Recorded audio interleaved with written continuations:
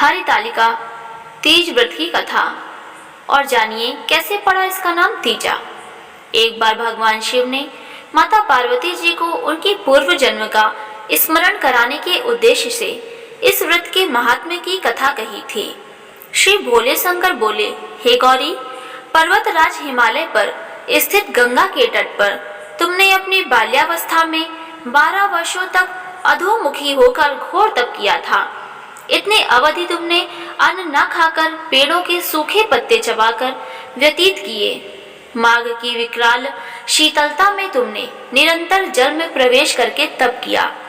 बैसाख की जला देने वाली गर्मी में तुमने पंचाग्नि से शरीर को तपाया। श्रावण की मूसलाधार वर्षा में खुले आसमान के नीचे बिना अन्न जल ग्रहण किए समय व्यतीत किया। तुम्हारे पिता तुम्हारी कष्ट का साध्य तपस्या को देखकर बड़े दुखी होते थे, उन्हें बड़ा क्लेश होता था। तब एक दिन तुम्हारी तपस्या तथा पिता के क्लेश को देखकर नारद जी तुम्हारे घर पधारे। तुम्हारे पिता ने हृदय से अतिथि सत्कार करके उनके आने का कारण पूछा। नारद जी ने कहा, गिरिराज, मैं भगवान विष्णु के भेजने पर यहाँ उपस्थित हुआ हूँ। आपकी कन्या ने बड़ा कठोर तप किया है। इससे प्रसन्न होकर वे आपकी सुपुत्री से विवाह करना चाहते हैं। इस संदर्भ में आपकी राय जानना चाहता हूँ। नारद जी की बात सुनकर गिरिराज गदगद हो गए। उनके तो जैसे सारे क्लेश ही दूर हो गए। प्रसन्नचित्त होकर वे बोले, श्रीमान, यदि स्वयं विष्णु मेरी कन्या का वरण करना चाहते हैं तो भला मुझे क्या आपत्ति हो सकती है। वे तो साक्षात ब्रह्म हैं। हे महर्षि, यह तो हर पिता की इच्छा होती है कि उसकी पुत्री सुख संपदा से युक्त पति के घर की लक्ष्मी बने।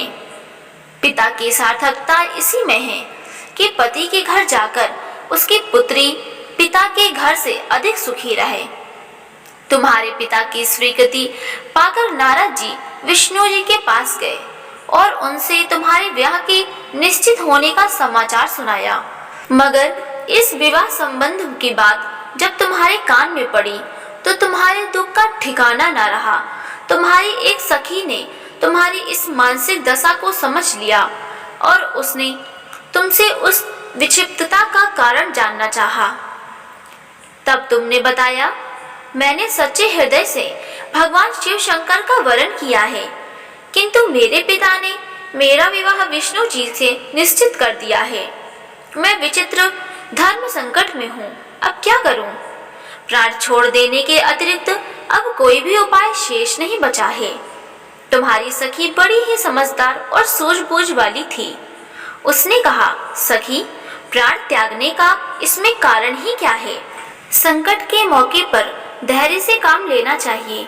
नारी के जीवन की सार्थकता इसी में है कि पति रूप में हृदय से जिसे एक बार स्वीकार कर लिया, जीवन पर्यंत उसी से निर्वाह करे। सच्ची आस्था और एक निष्ठा के समक्ष तो ईश्वर को भी समर्पण करना पड़ता है। मैं तुम्हें घंघोर जंगल में ले चलती हूँ, जो साधना स्थली भी हो, और जहाँ तुम्हारे पिता तुम्हें खोज भी ना पाए, वहाँ तुम साधना में लीन हो जाना। मुझे विश्वास है कि ईश्वर अवश्य ही तुम्हारी सहायता करेंगे। तुमने ऐसा ही किया।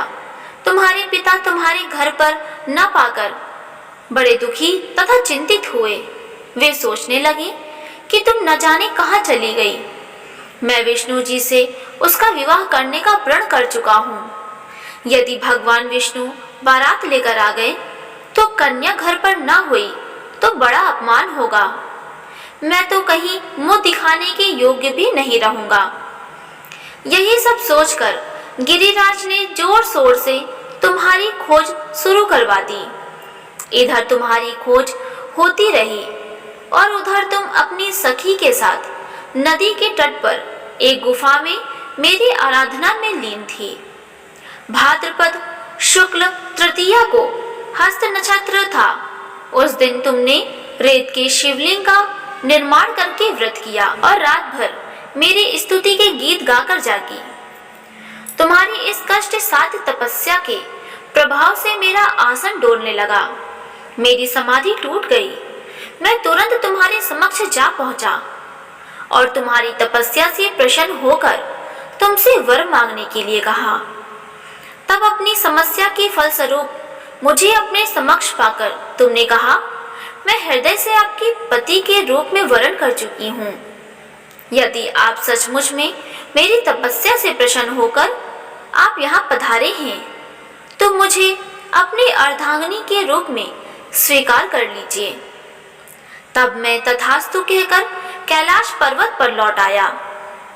प्रातः होते ही तुमने पूजा की समस्त सामग्री को नदी में प्रवाहित करके अपनी सहेली सहित व्रत का पारण किया।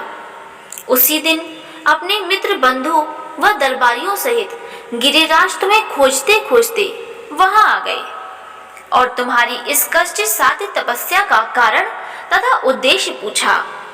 उस समय तुम्हारी दशा को देखकर गिरिराज अत्यधिक दुखी हुए और पीड़ा के कारण उनकी आंखों में आंसू उमड़ आए थे।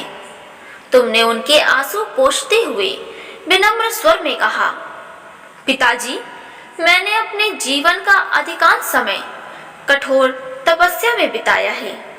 मेरी इस तपस्या का उद्देश्य केवल यही था कि मैं महादेव को पति के रूप में पाना चाहती थी। आज मैं अपनी तपस्या की कसौटी पर खरी उतर चुकी हूँ।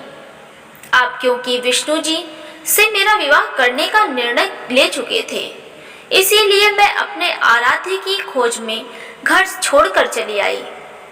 अब मैं आपके साथ इसी शर्त पर घर जाऊंगी कि आप मेरा विवाह विष्णु जी से ना करके महादेव जी के साथ करेंगे। गिरिराज मान गए और तुम्हें घर ले आए। कुछ समय के पश्चात शास्त्रोक्त विधि विधान पूर्वक उन्होंने हम दोनों को विवाह सूत्र में बांध दिया।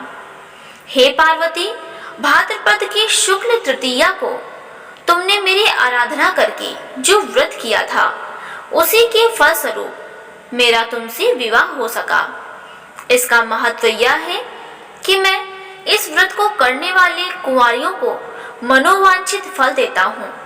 इसीलिए सौभाग्य की इच्छा करने वाली प्रत्येक युवती को यह व्रत पूरी एक निष्ठा तथा आस्था से करना चाहिए। दोस्तों, उम्मीद करती हूँ यह तीजा की कथा आपको पसंद आई होगी। अगर वीडियो पसंद आई हो तो वीडियो को लाइक कर दें और ऐसे ही अन्य कथाएं सुनने के लिए हमारे चैनल को सब्सक्राइब कर लें। धन्यवाद दोस्तों।